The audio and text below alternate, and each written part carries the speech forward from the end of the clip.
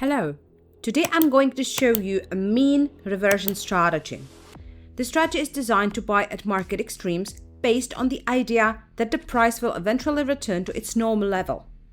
For this, we will be using the so-called Casey bands created by trader Eli Casey.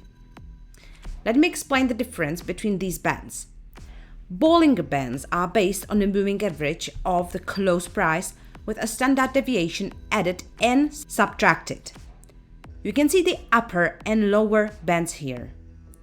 Kelvin channels are similar. They also use a moving average of the close, but instead of standard deviation, they use a multiple of the adhere, which are these dashed lines.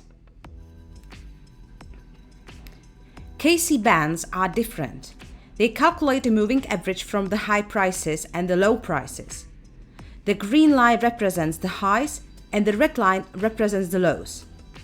It's calculated from the extreme values of the price, not from the close, but from the actual highs and lows. In this chart, you can see the setup. These gray lines are the moving averages with a period of 6, calculated from the high and low prices. From those, we calculate the ATR multiple. The blue line is the upper Casey band and the orange line is the lower Casey band. The trick is simple.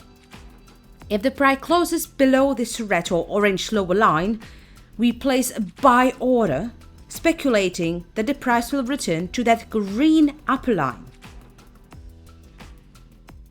To recap the settings, Bollinger is 20/2, Keltner is 20/1.5 ATR.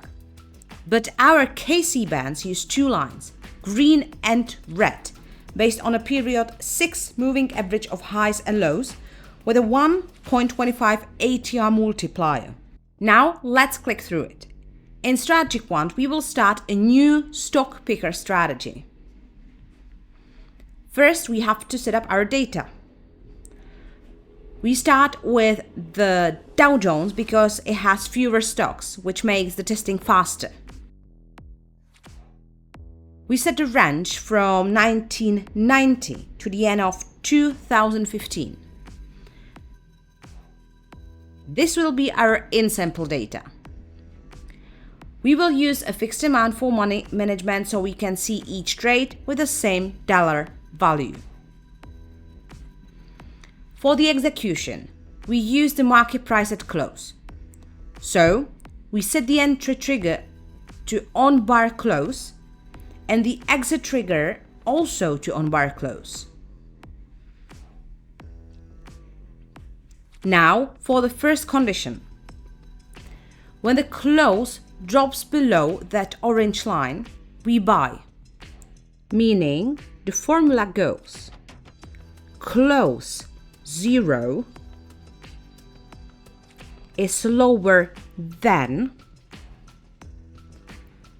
the SMA of low over 6 periods, 1 bar ago, minus function, 1.25 times ATR 14, 1 bar ago.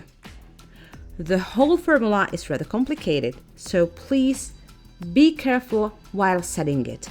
I recommend stop the video, set it, and then continue.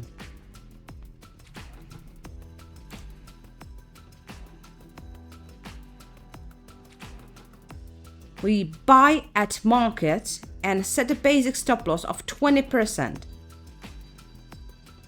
and a time-based exit after 10 bars. Or we can target the return to the other line, the high one. So we add the opposite condition. Specifically, what we will use in the formula is greater than instead of lower than, as we used before, and plus function in the second part of the formula instead of -1 as before. Again, please be very careful while setting it. Close 0 is greater than the simple moving average of high over 6 periods 1 bar ago plus 1.25 times ATR 14 1 bar ago.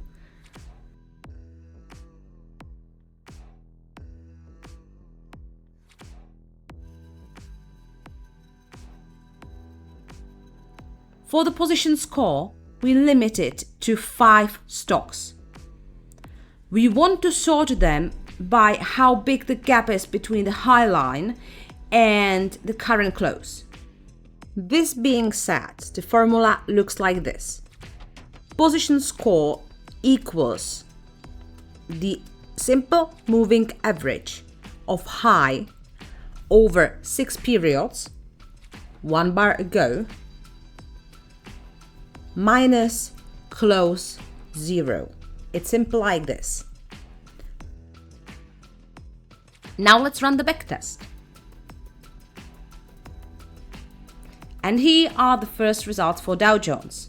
Drawdown is 21%, win rate 57%, and a return of 5.94%. If we look at the trade analysis, we see that 77% of trades closed on the time exit. They didn't reach our signal line. The 10 bar limit hit first. This means we are exiting too early. Let's move the time exit to 20 bars and let's retest. Go back to the editor and change exit after value from 10 to 20 and run backtest again. Now, the time exits dropped to 53% and signal exits rose to 41%. It seems the target might still be too high. Let's try not to target that outer top line, but just this one here, the simple moving average without the ATR. So back in the editor, we will modify the exit, meaning we have to add a new condition, which goes close 0 is greater than the simple moving average of high over 6 periods 1 bar ago. So just the first part of that previous condition. We actually kick off the second part of the formula with the ATR. This reduces the range the price needs to cover. Once you will have this done, you can run the new backtest. And wow, the equity curve is much nicer now. Look at the stats. Over 90% of trades are now closing on the signal. Only 5% hit the time exit because they didn't reach the line. So this looks very, very promising. Now let's change it a little bit and test it on S&P 500 data and up to 2015. Let's test it.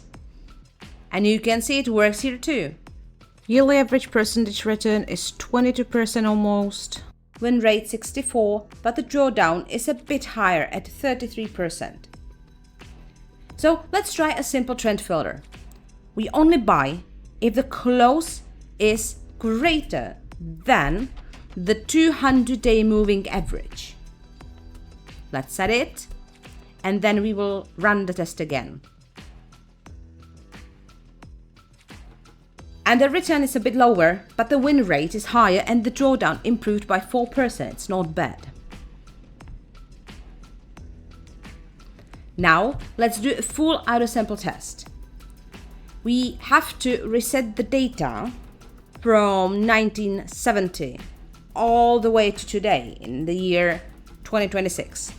This includes the periods the system hasn't seen before, so 1970 to 1990 and 2015 to 2026.